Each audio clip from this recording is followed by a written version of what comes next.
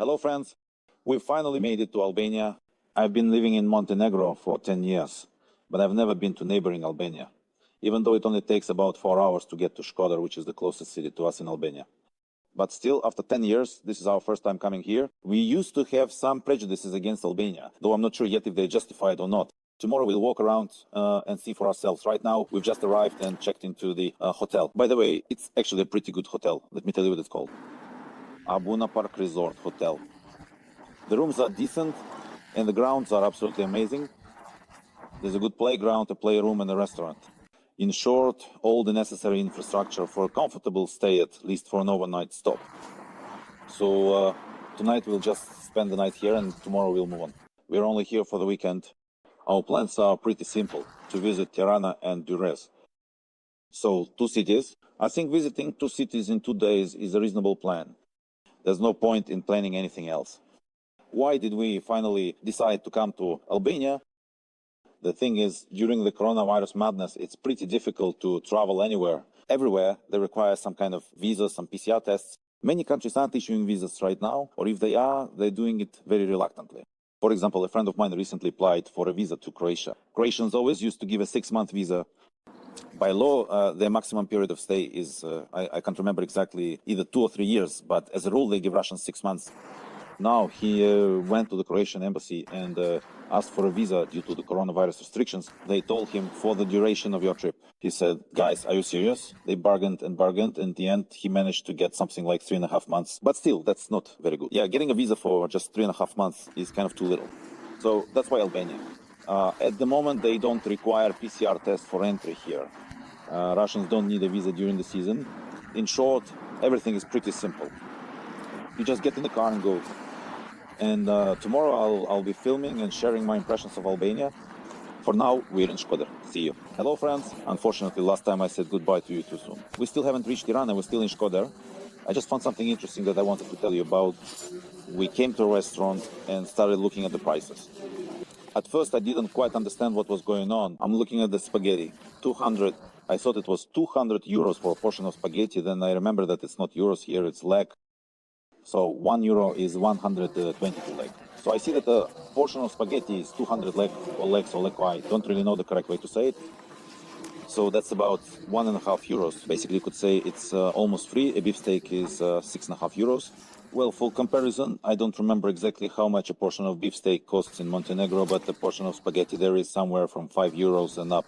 Depending on the restaurant, usually 6 or 7 euros. So what else is interesting here? For example, risotto is 350 lek, which is about 3 euros.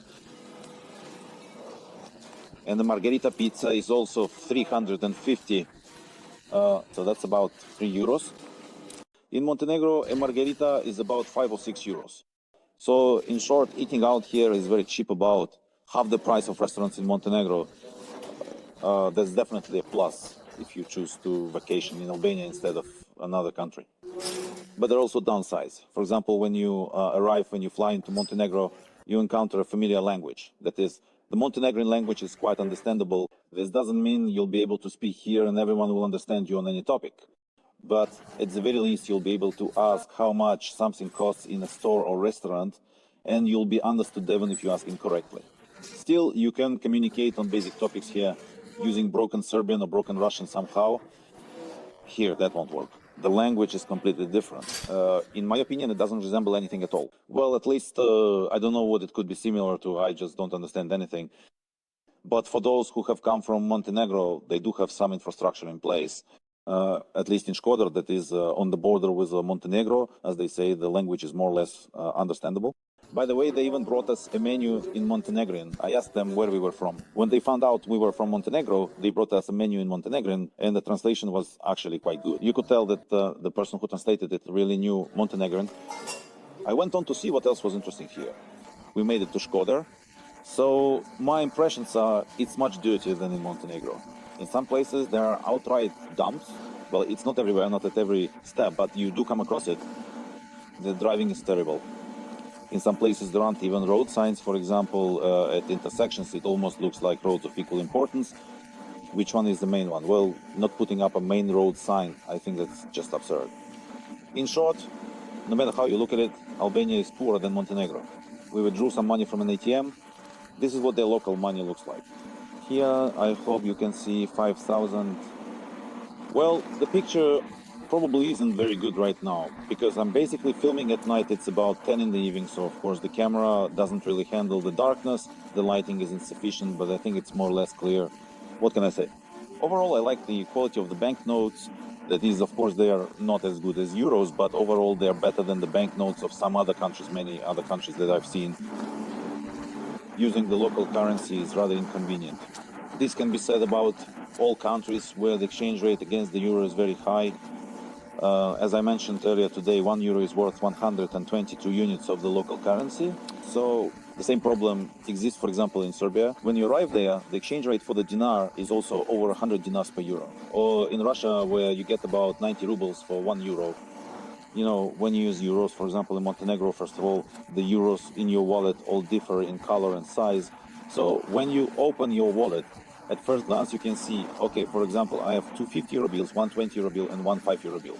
You immediately have a rough idea of what you can spend on what. Not every country has such a clear, visible distinction between denominations at first glance. And on top of that, when the exchange rate is something like over 100 for 1 euro, you end up with a wallet full of bills.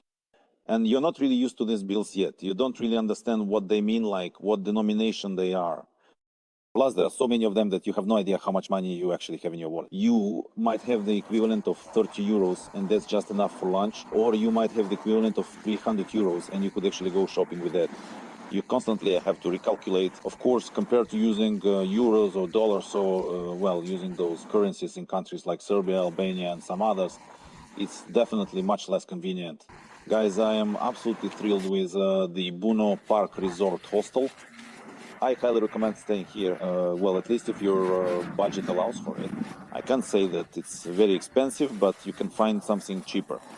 But the price of this hotel is completely justified.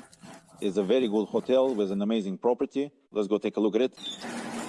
Look, everything is green, everything is well maintained, there's lighting everywhere, and at night it all works. An amazing property. So for kids, I don't know, probably up to about 7 or 8 years old, it will be just very interesting here. There's a very good playground outside. Let's go over to it. Here's the outdoor playground. And in that building over there, where the camera is pointed now, is the playroom, meaning the children's playroom. By the way, it's also quite well equipped. For kids, well, at least up to 7 years old, it will definitely be interesting. So you come here with your children, let them out into the yard. That's it. They don't need their parents anymore. You can sit and do your own thing. The restaurant is very good, the food is delicious, and it's very cheap. Breakfast is included in the price. And not just any breakfast, but I would say an amazing breakfast. Honestly, out of all the restaurants where breakfast is included in the price, at least the ones I've been to in the past 5 years, I honestly can't remember anywhere else where it was this delicious. So I really liked it. And by the way, there's a gorgeous view here. From the window of our room, we have a stunning view of the ancient fortress that stands above Shkodër. And right now I won't talk about this fortress because we're going to visit it soon. I'll tell you about it a little later. Friends, this is a serious defensive structure, the Rozafa fortress, which was built in the 3rd century BC by the Illyrians. The fortress offers a very good view of the city and of the surroundings in general. Of course, it's not like in Herceg Novi, there's no view of the bay here, but in principle it's still very beautiful. And by the way, there's a local legend about how this fortress was built in the first place. Here's how it happened. 3 brothers, 3 Illyrians tried to build this fortress, but nothing worked out for them, everything kept collapsing. So they decided that in order to build the fortress, it needed to be strengthened with blood. The lot fell to the wife of one of the brothers. He hesitated for a long time to tell her about it, but when he finally did, she took it calmly and said, "Let them bury me in such a way that I can feed my son." She was walled up in the foundation of the fortress together with her son so that she could feed him. And after this story, the construction of the fortress was successful. Here you see such a massive structure, which of course for the 3rd century BC looks more than formidable. Take a look, you can appreciate the height of the fortress walls. I honestly can't imagine how anyone could have stormed this at all. Rumor has it that there are a lot of interesting fortresses in Albania, but we don't know yet. So far, we've only seen the first one. Well, we'll see. I hope the rumors turn out to be true. This is what the very top point of the fortress looks like. The fortress is really good. To everyone who comes to Shkodër, I highly recommend visiting it. The only downside is that it's not very easy to figure out how to drive up to it. We wandered around a bit for about 10 minutes, but it's a solvable issue. Inside the fortress, there's a small but cool museum covering the period from the Neolithic era up to the 3rd century BC. So basically up to the time of the Illyrians. For example, here's a collection of ancient weapons. Here you have an axe, a spear. It looks like a Roman pylon, but I think it's actually not a pylon, but something even older. And over there further on, there's a sword. There are not only weapons, but also other artifacts from that era. The entrance fee is about €1.5. So basically, since you're already at this fortress, why not go into the museum? Well, friends, this is what the center of Shkodër looks like. The very center, by the way, looks quite nice, which unfortunately can't be said about Shkodër as a whole. There's a lot of trash in many areas.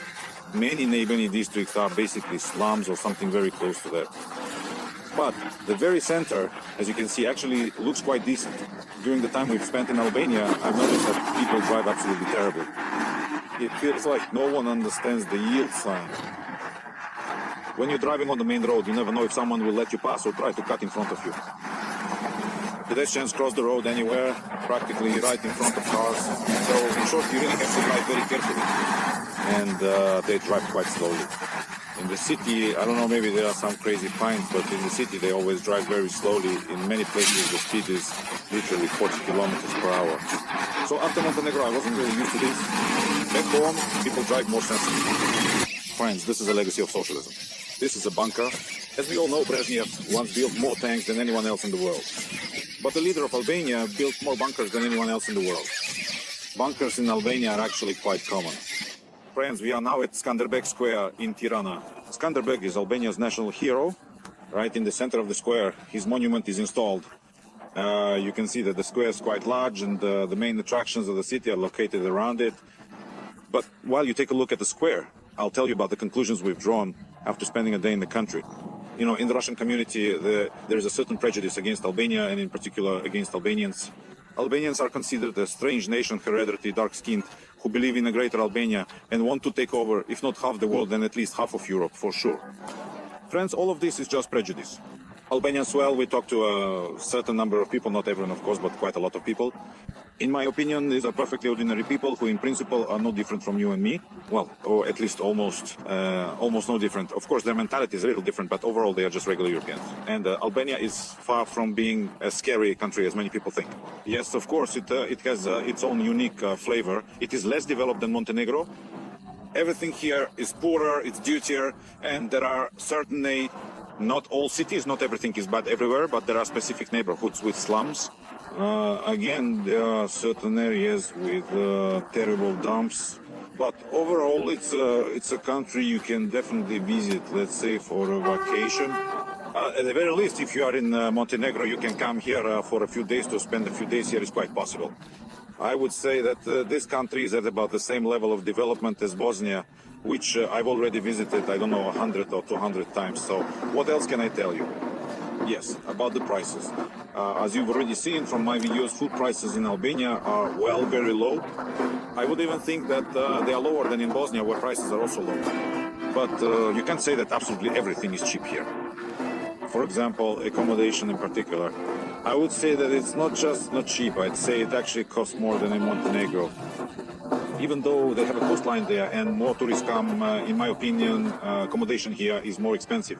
I'm talking about decent accommodation. Maybe you can rent some kind of shack on chicken legs there for cheap, but proper accommodation is definitely not cheap. We rented a studio, not in an apartment, but in a hotel for 65 euros per night. That was in May. So in Herceg-Novi right now, it would be much cheaper just in a good hotel. Not an elite one, not super fancy, not the very best, but simply a good hotel in Herceg-Novi would cost less than what we paid in Tirana or Shkodër. All right, let's keep walking. My friends, I think the image of Albania as some kind of religious state is greatly exaggerated. I'm not sure how religious they really are, but at least in the day I've spent here, I haven't seen a single woman wearing a headscarf or a burqa. In other words, it's a perfectly ordinary secular state. Is it worth coming here to live? I don't know, that's for you to decide. Honestly, I wouldn't move to Albania to live, but as an option for a vacation, this country is definitely worth considering. Some people might come here for a relatively long stay, for example, 1 or 2 weeks. Someone else might just come over from Montenegro, like I did, for 2 or 3 days to walk around and do some shopping. That's also a perfectly reasonable option. There are plenty of places to walk around and things to see here. There are quite a lot of attractions, and many of them are in good condition. We won't have time to see even close to everything. So 2 days is far too little even to see a small part of the country. Friends, I mentioned earlier that there are certain areas in Albania that are literally like slums. I just want to make sure you understand me correctly. That doesn't mean that all of Albania is terrible and made up of slums. There are actually some very nice neighborhoods here. For example, as you can see, I'm walking here now. Everything looks quite pleasant. People are sitting everywhere, relaxing. Let's take a look. A whole neighborhood full of cafes, and there are quite a lot of such neighborhoods as well. So it's not all that bad. But just on average, I mean, speaking about slums, I wanted to say that on average, let's say the level of dilapidated housing, the level of dirtiness is noticeably higher here than in Montenegro. But overall, it's quite a normal country where you can take a walk, travel around, in short, relax. Friends, and in Albania, you can not only stroll around, but also go shopping. There is a rather well-known shopping mall in Tirana, famous not only in Tirana, but far beyond its borders as well. In particular, many Montenegrins and many Russians who have immigrated to Montenegro come to this shopping mall to do their shopping. And now we're going to check out how great everything is here. As you can see, friends, the shopping mall is quite large. The prices, in my opinion, are about the same as in Montenegro. If there is any difference, it's insignificant, but the selection of goods is different. It's not that it's bigger or smaller than what is sold back home. It's just different. So, in short, in my opinion, it makes sense to come here for shopping once a year or once every 2 years. So, we've arrived in Durrës. Durrës is the oldest city in Albania, and it's already 2,500 years old. There are quite a few landmarks here that have been preserved since the times of the Roman Empire and the Byzantine Empire. The most famous landmark is the Colosseum, the amphitheater. But I didn't even bother filming it because, although it's considered the main attraction, to be honest, I honestly didn't like it at all. In my life, including on the Balkans, I've seen much more interesting amphitheaters, and I can say that this one is probably among the worst I've ever seen. So what else can I tell you about this place? The embankment, as you can see, is quite interesting and spacious. It's really great for riding scooters or bicycles here. Parking costs just a few cents. We paid €2 for a whole day of parking. For comparison, in Croatia, parking costs from 1 to 10 euros per hour, and in Herceg Novi from 40 cents to €1 per hour. But here it's €2 for the entire day, so you could say the prices here are absolutely dirt cheap. The promenade is excellent. You know, in Montenegro we have promenades that are basically no worse, maybe even more luxurious, but what's appealing here is that it's very wide, so you don't get traffic jams of cyclists and people. And I think that even if a lot of people come here during the high season, there still won't be any congestion. Now I'll show you what the beach looks like. Basically, this is what it looks like. But it's not the season right now. I think that during the season it will all feel much cozier. There will probably be some benches, sun lounges, and umbrellas here. But for now, it all looks pretty wild. The ticket is included. It costs about €3 per person. The collection is interesting, but I won't film all of it. So, as I walk around here, I'll just film some things selectively. For example, this piece here is from the 3050 BC. Well, if you love archaeology, if you love history, I'm a huge fan of history myself, so I think you'll also find it interesting to visit. We specifically came to this particular museum, although there are other museums to choose from as well. The museum houses a large collection of exhibits from the Roman, Greek, and Byzantine eras. By the way, I just found a great spot to film the waterfront. You know, another difference between Albania and Montenegro is the people. They are different people. Both here and there, people have European features, but Montenegrins are the tallest nation in Europe. Over there, let's just say, I'm not particularly tall compared to the rest of the population, but here my 172 centimeters look perfectly normal. In fact, there are a lot of men, and even more so women, who are shorter than me. And another thing, there are always traffic jams here, especially in the cities. As soon as you leave the city, traffic moves more or less normally. In the cities, it's completely normal to be driving for quite a long time at a speed of 20 or 30 kilometers per hour.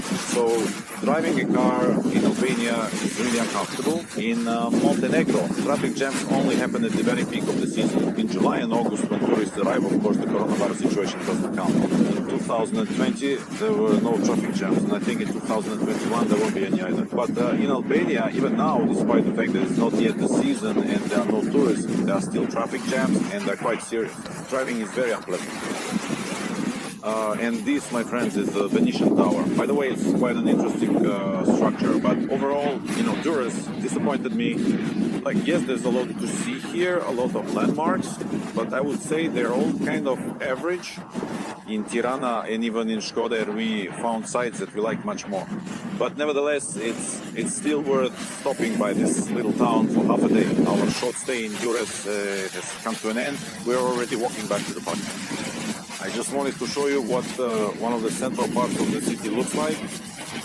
Friends, we've arrived in the ancient town of Kruje. We're already heading back to Herceg-Novi. On the way, we stopped to see another landmark. Honestly, I thought there was just a fortress here, which is what we came to see. It turned out there's a lot more here than just the fortress. There's an old town here with quite a few different attractions. We simply won't have time to see all of them, since we're already in a hurry to get home. But we hope to at least see this fortress. As I understand it, this is the main attraction of this town. And in front of the fortress, there's a little bazaar like this, which is also quite cozy. It's very big. There are restaurants, bars, and of course the bazaar itself, with various souvenirs. I won't be able to show you the whole thing right now, since I'm not planning to walk through it just yet. We're hurrying to the fortress. We'll stroll through the bazaar a bit later, when we're looking for a place to grab a bite. I'm sure there are some oriental sweets here. In general, you can unexpectedly stumble upon quite an interesting place like this. From the fortress walls, you get this wonderful view of the city. Here's a view of the city from a slightly different angle. And here's a view of the inner part of the fortress. As you can see, it's partially ruined, but overall it's in pretty good condition. It's actually a bit strange. Some parts of the fortress have been preserved remarkably well. For example, what I'm showing right now, and some parts, as you can see, the interior is basically just ruins. But the higher you go, as is usually the case, the better the view of the city. Oh, I found a spot from where the citadel is clearly visible. At least I think it's the citadel. And here's a slightly closer look.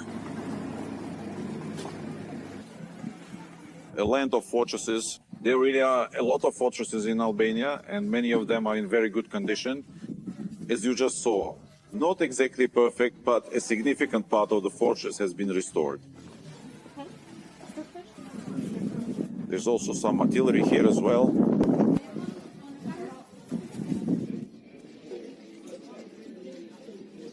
So probably this is the very best view, not only of the remains of the city, but also of the plain and the surrounding area. By the way, I've found another spot here that offers a great view of the inner part of the fortress. Guys, Kruje is a very interesting city in Albania. And for anyone coming to Albania, I strongly recommend visiting this city. You can simply stop by here on the road from Shkodër to Tirana, or say if you're heading from Shkodër to the coast. Right inside the fortress, you can visit this wonderful ethnographic museum, which I'll briefly show you now. This is an Illyrian soldier. Since this is an ethnographic museum, naturally the exhibits here are related to the Albanian nation. As you may know, the Illyrians are considered the ancestors of the Albanians, at least. That's what many scholars believe. It's not an entirely proven fact, but it is generally thought that the Illyrians are the ancestors of the Albanians. Here in particular are samples of Illyrian weapons. And here is the famous Queen Tuta well, her statue. No matter how you feel about history, whether you love it or hate it, at least I think you have at least heard of this queen.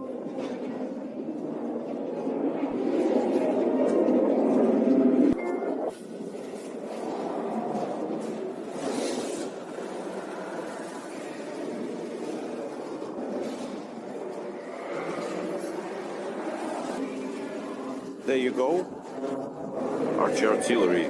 The museum has many paintings and some of them are quite good quality. It's actually quite surprising. I really like the way they paint. A statue dedicated to the national hero Sandelberg. Let me remind you, this is the man who liberated a significant part of the country's territory from Ottoman rule.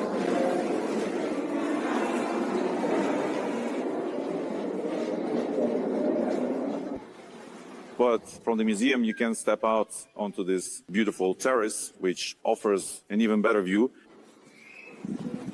So this is the view from the other side of the terrace, and here is the upper part of the citadel. We are in fact almost at the top.